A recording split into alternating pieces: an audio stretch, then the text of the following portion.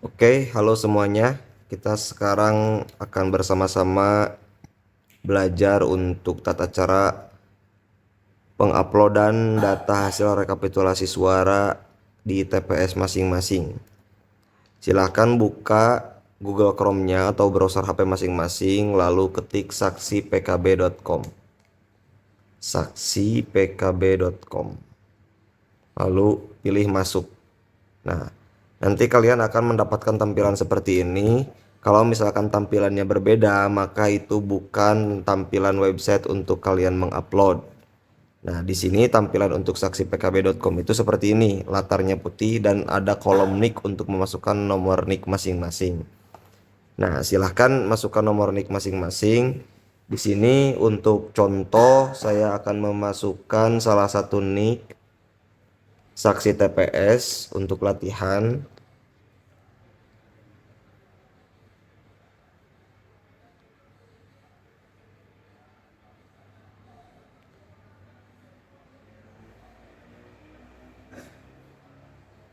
Ketika misalkan nick saksi itu sudah dimasukkan, nih kalian sudah dimasukkan, maka klik submit. Nah, maka akan ada tampilan seperti ini. Ada nama saksi, nomor TPS, nama desa, nama kecamatan, nama kabupaten, nama provinsi, dan juga ada terdapat 6 menu di sini. Ada jumlah suara Pilpres, DPR RI, DPD, DPRD provinsi, DPRD kabupaten kota, dan juga laporan pelanggaran pemilu. Nah, untuk penginputannya silahkan buka salah satu menu. Contoh di sini kita akan buka untuk hasil rekapitulasi suara Pilpres. Di sini akan tampil seperti ini. Untuk yang Pilpres ada 3 calon, 1 Anies Gus Imin, Prabowo Gibran, dan Ganjar Mahfud. Silahkan kalian masukkan hasil suara di TPS kalian. Untuk Pilpres itu ada berapa? Anies Gus Imin contoh misalkan di sini ada 100 suara. Prabowo Gibran di sini contoh 12 suara. Ganjar Mahfud misalkan 35 suara. Gitu. Di sini total suara sah Pilpresnya itu akan otomatis terjumlahkan. Total suara sahnya ada 147. Lalu suara tidak sahnya berapa? Misalkan pindahkan dari C1 yang kalian dapatkan dari pihak KPPS. Contoh di sini misalkan yang tidak sahnya itu ada 35. Gitu. Dari jumlah DPT-nya berapa? Jumlah DPT-nya contoh 267. Gitu.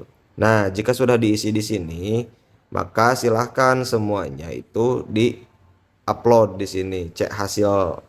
Ya, karena kalian adalah saksi TPS gitu ya, yang tidak membawa surat mandat Pilpres, maka tidak akan mendapatkan C1 hasil dari KPPS untuk Pilpresnya. Maka jikalau kalian tidak mendapatkan C1 hasil, yang diuploadnya itu adalah C1 plano yang besar, yang terdapat yang biasanya ditempel di tembok atau di papan tulis di tempat TPS berada. Silahkan pilih filenya. Silahkan dicari medianya di mana. Di sini contoh untuk C1 Pilpres kita pilih. Nah, jika sudah dipilih filenya dan sudah ada, maka klik submit.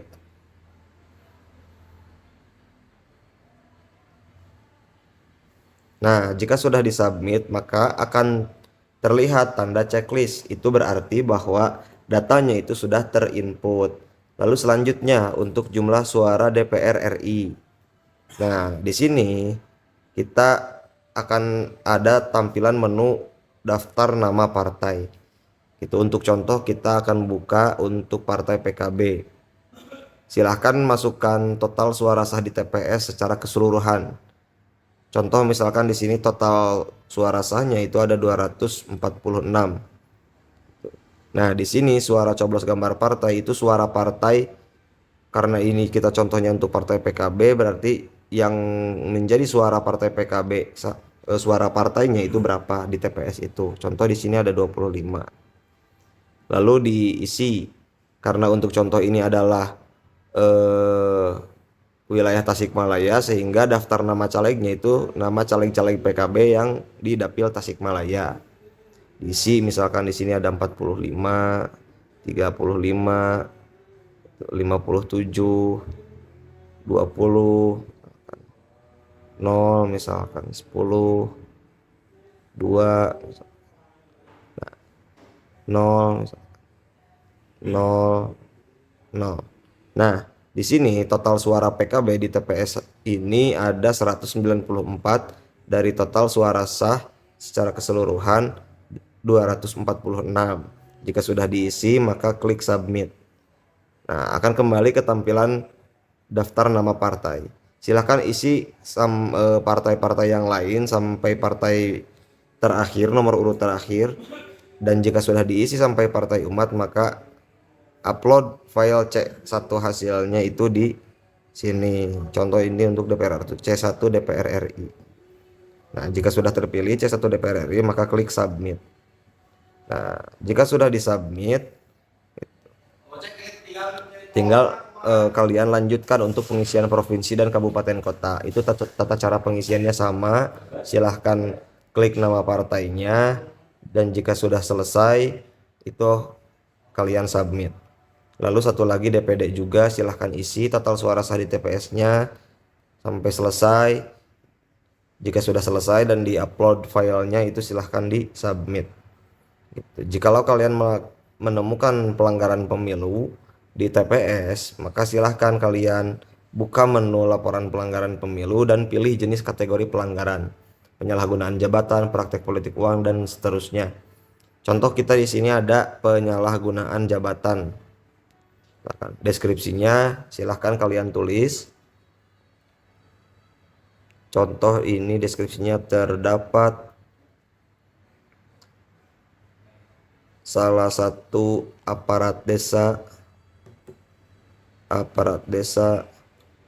menginstruksikan untuk mencoblos calon presiden nomor urut